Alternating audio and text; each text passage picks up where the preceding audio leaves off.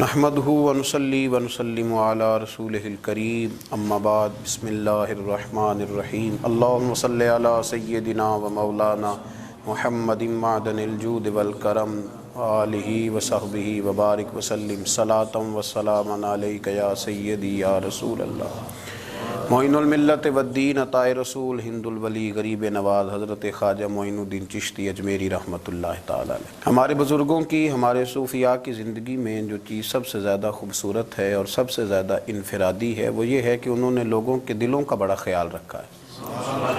ان پر جو چیز سب سے زیادہ بوجھ بنتی تھی وہ یہ بنتی تھی کہ کوئی شخص کسی کا دل نہ توڑے، وہ اس کا بہت خیال رکھتے، اس پر بڑی توجہ دیتے۔ جو شخص کسی کے دل کا احساس نہ کرتا، کسی کے جذبات کا خیال نہ کرتا، اس سے ناراض ہو جاتا۔ قطب الاقطاب حضرت خواجہ قطب الدین بختیار کاکی رحمۃ اللہ علیہ فرماتے ہیں، میں حضرت خواجہ معین الدین چشتی رحمۃ اللہ علیہ کی خانقاہ میں بیٹھا تھا، اچانک ایک تاجر، ایک دنیا دار شخص آیا۔ حضرت خواجہ معین الدین چشتی رحمۃ اللہ تعالیٰ علیہ کے سامنے بیٹھے ہوئے آپ کے ایک مرید شیخ علی علیہ رحمہ جن کا نام تھا، ان کی طرف وہ تاجر تیزی سے بڑھا اور شیخ علی کا گریبان پکڑ لیا۔ میرے پیسے کب دو گے اور کتنے وعدے کرو گے؟ لاؤ میری رقم واپس کرو۔ حضرت خواجہ معین الدین چشتی رحمۃ اللہ علیہ ساری صورتحال سے بے خبر تھے، جلدی سے اٹھے اور اٹھ کر کے اس تاجر سے کہا کہ معاملہ کیا ہے، بات کیا ہے؟ کہا حضور بہت عرصے تھے آپ کے اس مرید شیخ علی نے میری رقم دینی ہے اور واپس نہیں کرتا۔ خواجہ صاحب علیہ رحمہ نے شیخ علی کی طرف دیکھا اور فرمایا یہ معاملہ کیا ہے؟ عرض کی حضور غریب ہوں، کمزور ہوں، تنگ دست ہوں، قصداً ایسا نہیں کر رہا، اس سے کچھ مہلت لے چکا ہوں وہ ختم ہوئی، اب اور مہلت کا سوالی ہوں، پر یہ مجھے مہلت دینے کو تیار نہیں ہے۔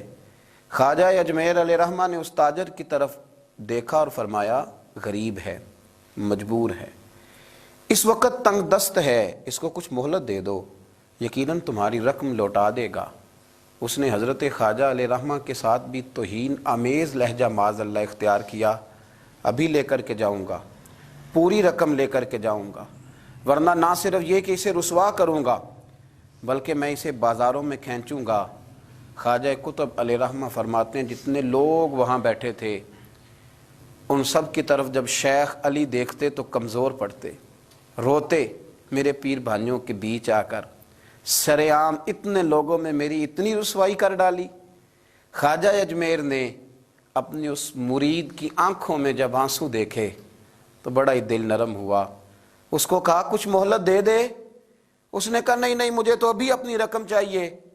خواجہ صاحب رحمۃ اللہ علیہ نے زمین پر چادر بچھائی، چند سکے جیب سے کیا نکالے تھے کہ اللہ تبارک و تعالیٰ نے بھرے خزانوں سے دولت عطا فرمایا، یہ ہے تمہاری رقم، اٹھاؤ اور لے جاؤ۔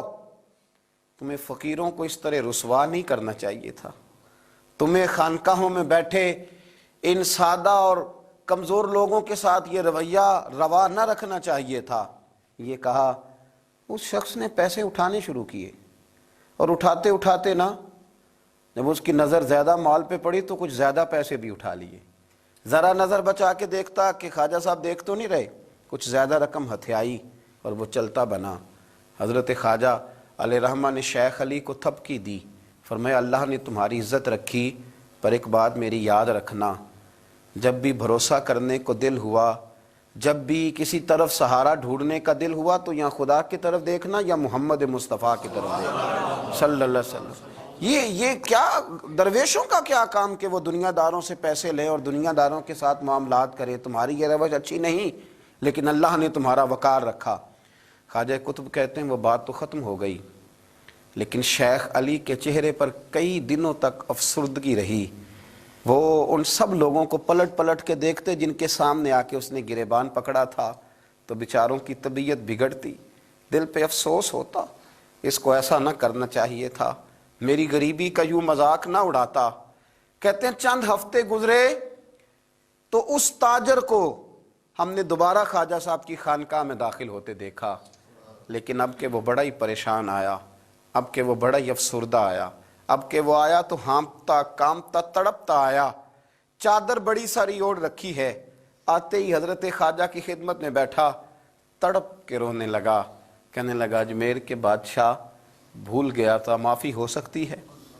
غلطی ہو گئی تھی، درگزر کا سوالی بن کے آیا ہوں۔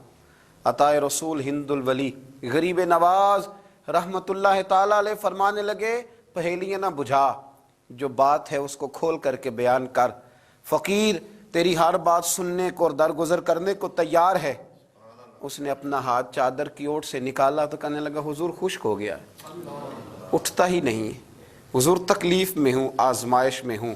ہوا دراصل یہ تھا کہ میں نے نا وہ میں نے سکے اٹھاتے اٹھاتے نا آپ سے نظر بچا کے کچھ زیادہ اٹھا لیے تھے، تو آپ کی ناجائز دولت، میں نے آپ کی دولت کو ناجائز حاصل کر لیا تھا، تو حضور اس سبب سے میرا ہاتھ شل ہو گیا، مجھے اتنے لینے چاہیے تھے جتنے میرے بنتے تھے، میں نے ناجائز پیسے لے لیے۔ خواجہ اجمیر فرمانے لگے دنیا دار ہے تو ابھی تک دنیا داری میں ہی اڑا ہوا ہے، تو دنیا دار ہے تو ابھی تک تیرا خیال سکوں میں، پیسوں میں، دھیلوں اور اشرفیوں میں اڑا ہوا ہے۔ فرمانے لگے مجھے پتا تھا تو زیادہ اٹھا رہا ہے، لیکن فقیر کے پاس جو خزانے ہیں وہ اس کے ذاتی نہیں، وہ رب کریم کے دیے ہوئے ہیں۔ اللہ کے خزانوں میں سے کوئی لے گیا تو لے گیا، لیکن تو یہ کیا سمجھتا ہے کہ زیادہ سکے اٹھانے کی وجہ سے تیرا ہاتھ شل ہوا ہے؟ یہ اس لیے تیرا ہاتھ خشک ہو گیا ہے کہ تو نے ایک فقیر اور درویش کو بھرے مجمع کے اندر رسوا کر ڈالا تھا۔ تیرا زیادہ پیسے لینے کی وجہ سے ہاتھ کمزور نہیں پڑا، بلکہ وہ جو تو نے اس غریب کے گلے میں ہاتھ ڈالا تھا اور اسے رسوا کر ڈالا تھا، تو کیا سمجھتا ہے وہ لاوارث ہے؟ اگر وہ کمزور ہے، تنگ دست ہے، تو بندہ تو رب کریم کا ہی ہے نا۔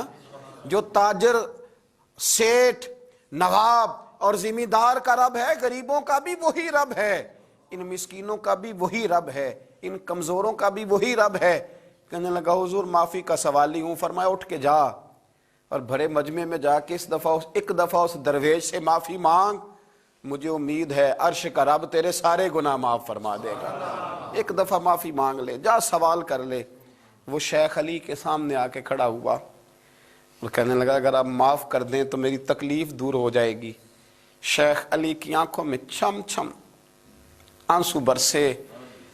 کہنے لگا آپ نے معاف کیا کہ نہیں کیا؟ کہنے لگے یار تو تاجر ہے، تو ذمہ دار ہے، تیرے دل میں پتہ نہیں کیا تصور ہے، پر میں نے تو معاف کرنا ہی ہے، اس لیے کہ نہ میں تاجر ہوں، نہ میں ذمہ دار ہوں، نہ میں دنیا دار ہوں، میں تو غریب نواز کا ماننے والا ہوں۔ میری مجبوری یہ ہے کہ جس شخص کا میں نوکر ہوں نا، اس نے سکھایا ہی معاف کرنا ہے، جس کے در دولت پہ میں رہتا ہوں انہوں نے درگزر کرنا سکھایا ہے۔ ادھر جب معافی ہوئی تو خواجہ اجمیر نے تھپکی بھی دی، دعا بھی فرمائی، رب کریم نے شفا عطا فرما دی۔ تو خواجہ اجمیر فرمانے لگے میاں جا، تیری تندرستی ہوگی، چلا جا۔ کہنے لگا حضور اب کس نے جانا ہے، اب تو میں تیری دہلیز پہ جھاڑو دیا کروں گا۔ یہ ہاتھ جو تیری دعا کی برکت سے شفا یاب ہوا ہے اجمیر کے والی، اب میں یہاں جھاڑو دوں گا، اب میں یہاں نوکری کروں گا۔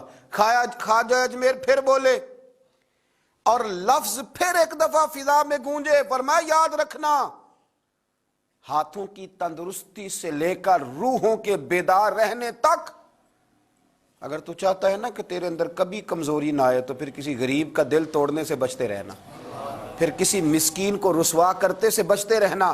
اگر اللہ دولت دے، اقتدار دے، کچھ لوگوں کو تیرا دستے نگر بنائے، پھر ذرا احتیاط کرنا، لفظوں پہ ذرا تھوڑا سا محتاط ہو کے رہنا، پھر دیکھنا تیرے انداز سے، اطوار سے، طور طریقوں سے کسی کو تکلیف نہ پہنچ جائے۔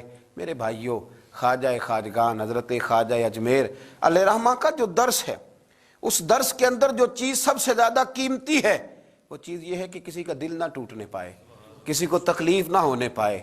خواجہ اجمیر کے ماننے والے بھی اگر دلوں کے ٹوٹنے کا خیال رکھتے رہیں گے، دوسروں کے جذبات پر توجہ رکھتے رہیں گے، تو انشاءاللہ خواجہ کا فیض نصیب ہوتا رہے گا، انشاءاللہ ان کے کرم کی برکھا برستی رہے گی۔ اللہ ہمیں ان کے فیض سے فیض یاب فرمائے۔ آخر دعوانا الحمدللہ۔